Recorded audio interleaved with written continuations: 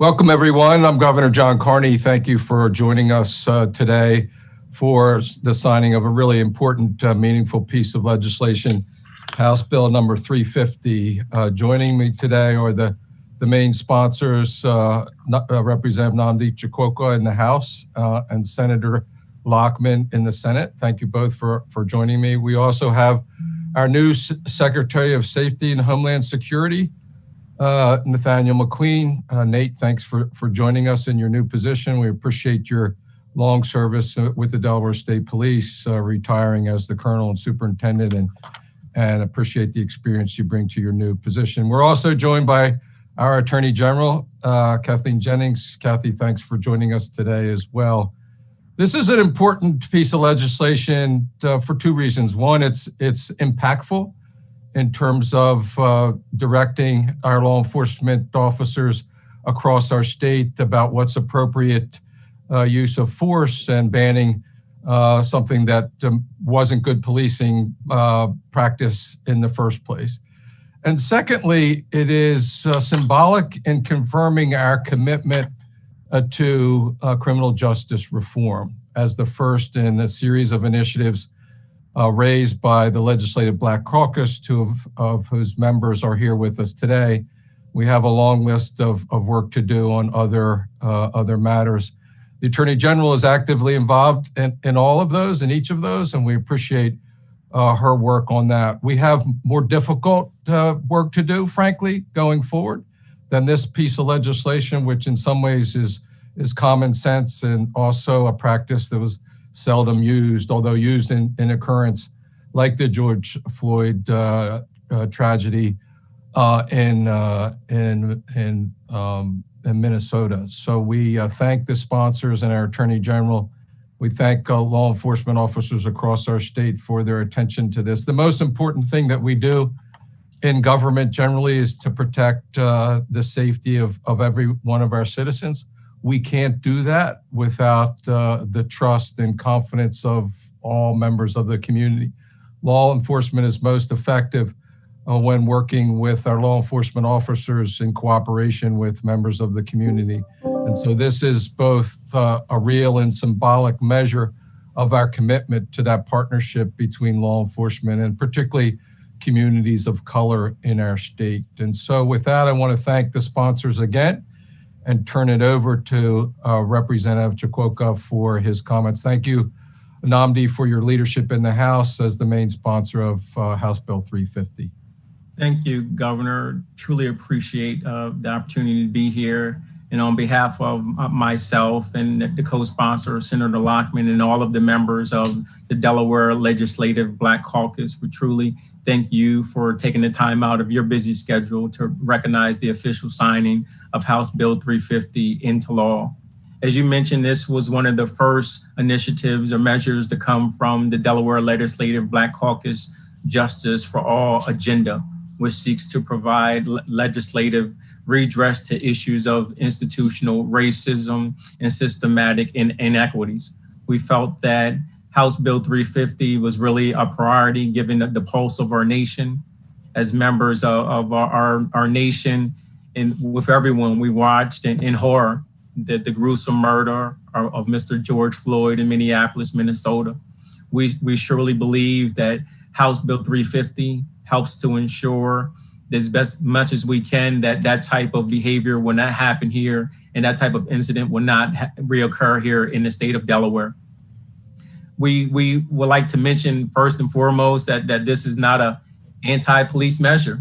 This is truly about understanding what's happening in our nation. As a proud member of our military and service, I have great respect and admiration for all of our law enforcement agencies and officers throughout our state. As you mentioned, there are no officers in our state who receive training on any of these type of holds or techniques that restrict blood or airflow. So this is truly about eliminating that use and making sure that our officers do not engage in unlawful abuse of power. We truly believe that House Bill 350 is a life-saving piece of legislation. It's really ensuring that every Delawarean throughout our state Delmar to Claymont, that we all have the same opportunity to have our communities policed in a safe, lawful manner that truly values and respects life. As the Black Caucus continues to move forward with our Justice for All agenda, we believe that this measure is a good start. Again, we would like to thank you, Governor, thank the AG's office, the Office of Homeland Security, all of the members of the General Assembly, and on behalf of the Delaware Legislative Black Caucuses, thank you for your continued support as we continue to push forward with our Justice for All agenda. And next, I'd like to present my co-sponsor, Senator Lockman. Thank you, Representative Chokocha. I am very proud to support you on this bill that you led. And thank you, Governor Carney, for signing this important legislation today. Just a couple of months ago, in the middle of the greatest public health crisis in memory, you, Governor, were there to stand with us in 100-degree heat as the Delaware Legislative Black Caucus rolled out our initial Justice for All agenda, which included this bill. And Attorney General Jennings, you were there as well. I think we all were there. But Governor, then you put action behind your words that day when you signed an executive order that banned the use of chokeholds by state-run law enforcement agencies. HB 350 goes a step further by extending that ban to all law enforcement agencies throughout Delaware and creates the grounds through which those who might still use this unsanctioned technique can be held accountable. So it's not just discouraged, it's now a crime. And for communities of color and our allies in Delaware and across the country, we all know, of course, we took to the streets after George Floyd's death because that kind of accountability has been so sorely lacking. And we know that without that kind of accountability, there can be no justice. And without justice, there can be no equality. And there can't be that inclusive sense of safety that I know I want for all of my constituents, or just the peace that we all desire to live our lives in. And, we've often heard that there's just a few bad apples in our police agencies when these types of things come up, but too often we've seen those same few bad apples go unpunished, even when their actions have resulted in the death of the very citizens they are sworn to protect. And I think, as Representative Chokocha said, I think that lack of accountability has been just as unfair to our many law enforcement officers who have committed themselves to protecting and serving, and who do this work with integrity and compassion and grace. And I believe this legislation and what else will flow from Representative Cook's Law Enforcement Accountability Task Force should be in their best interest as well. Because it's not just about the violent harm that an individual in our society might visit upon one another. It's also about who gets held accountable for doing that harm and who might be excused from such accountability. And what we're saying, I think, with this legislation and others is that no one should be, even law enforcement. Every time a chokehold is used and every time that use goes unpunished, we're sowing seeds of fear and hatred and mistrust and deepening divides, making communities less safe for the citizens that call them home and the officers that patrol them. Police officers here in Delaware have assured us these techniques are not being used by our officers, but sometimes people in our neighborhoods tell us a different story. And that story has to end, and we all here have the power to end it. So with HB 350, as the representative has said, we're taking a first step, making it clear that we won't tolerate abuse of power. Advocates have also made it clear to us that we have further to go and that we have to reconsider circumstances in which we still might permit use of deadly force by law enforcement, including those actions we're criminalizing today. And I agree with them, and I look forward to that consideration too. But today we've begun really important progress on law enforcement accountability that will be continued, and I'm extremely proud to be part of that. So I want to thank you, Governor, Attorney General, Representative Chokocha, and Secretary Mcqueen, and our colleagues in the Delaware General Assembly, and all of you who are watching today and working to ensure our justice system really promotes justice for all. And with that, I will pass the mic to a new state leader for law enforcement, heading our Department of Safety and Homeland Security, Secretary Nathaniel Mcqueen. Well, good morning. Good morning, everyone. Good morning, Governor. And good morning to all of our distinguished panel. This legislation is important. The one thing that I think that rings clear from everyone here is that, with law enforcement, the thing that's most important is preservation of life. And preservation of life starts, you teach you that from the first day in the academy and to your last day. And that our goal every day is to preserve life. So anything that moves that ball forward is important to the state and important to our country. And this piece of legislation does that as well. The one thing we always share with recruits, when they graduate from the academy, that it's a privilege to serve in law enforcement. To make that privilege, with that privilege comes a heavy responsibility. And as the senator talked about, it also comes with accountability. Anything we can do to hold our officers accountable, to make sure that they have the proper training, to make sure that they are mindful of what those laws are and what they represent, and their duty to uphold those laws is important to every citizen. And, we try to teach, again, we understand that law enforcement comes with many challenges. It comes with challenges, but it also comes with many changes. And I've seen those changes throughout my career over my 30 plus years of service. And I know that those changes will continue to come, but those changes come with a partnership with our community. Those things can only happen when our law enforcement works conjunctively with our communities to make law enforcement better in this state and across our country. Some of those changes will come in the form of legislation. Some of those changes will come in the form of executive orders. But I think the most effective change will come from law enforcement leaders when they take a proactive stance to change the things that they can and move those things forward.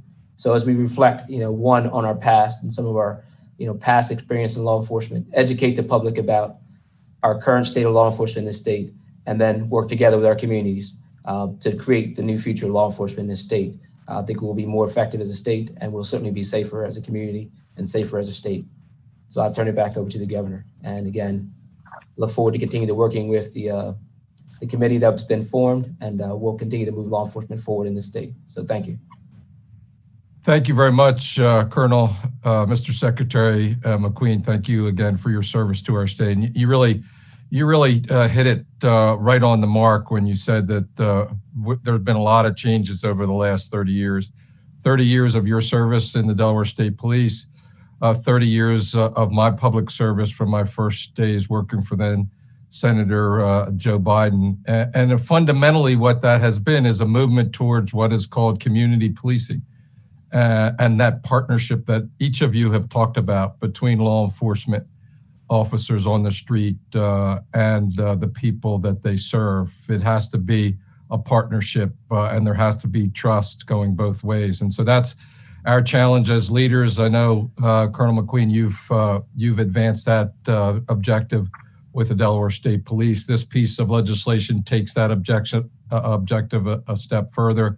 You mentioned the executive order. Part of what Delaware State Police have been doing since Governor Markell's term is de-escalation training, which is another part of that executive order, an important concept, frankly, as we try to repair the relationship between law enforcement and communities and to cultivate that more positive partnership between the two. So thank you for your leadership. Another strong leader in our state with criminal justice reform, with a very challenging job in balancing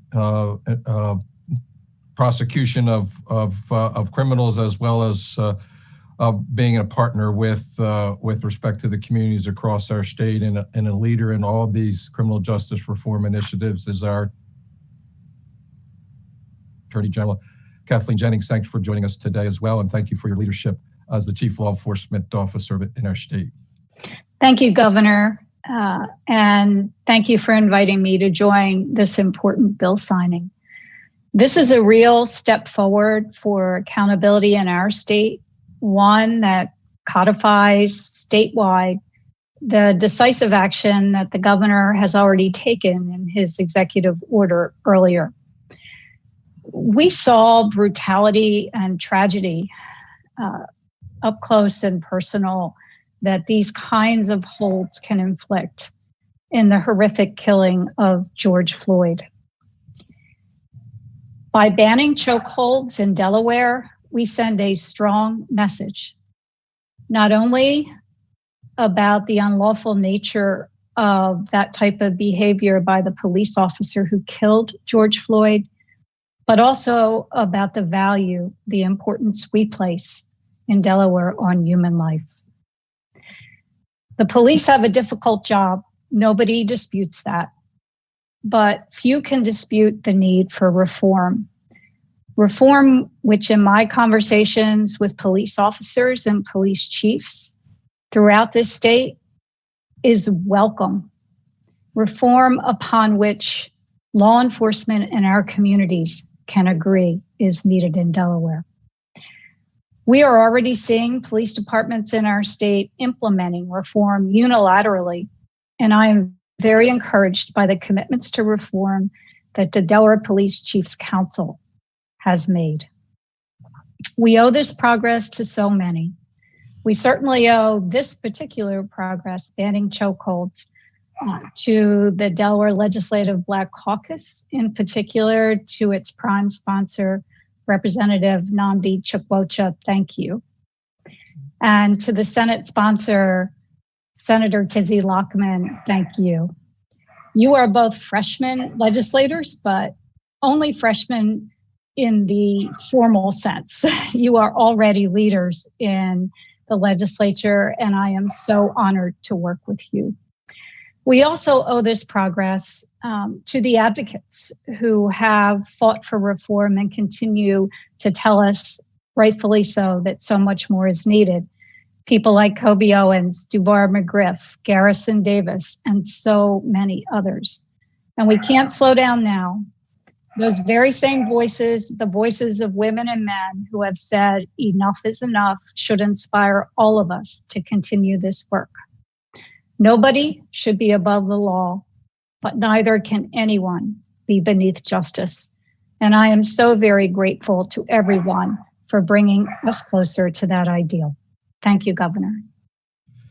Thank you, Madam Attorney General, and thank you to each of the leaders on the panel today, and thank you for your work in the General Assembly. It's important to note and thank your colleagues in the House and the Senate for their support of this legislation, for their commitment to criminal justice reform writ large, and their efforts that we expect over the next months and in the next session on a very challenging agenda.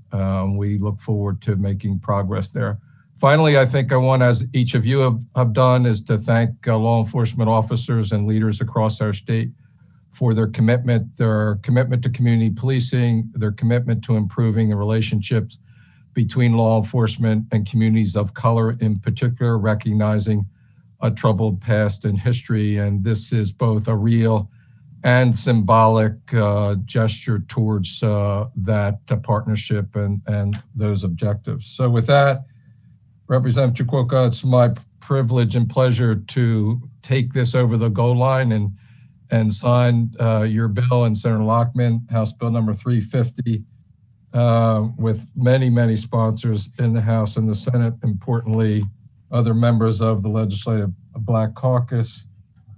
And again, our commitment to further reform and improvements in the criminal justice system in our state.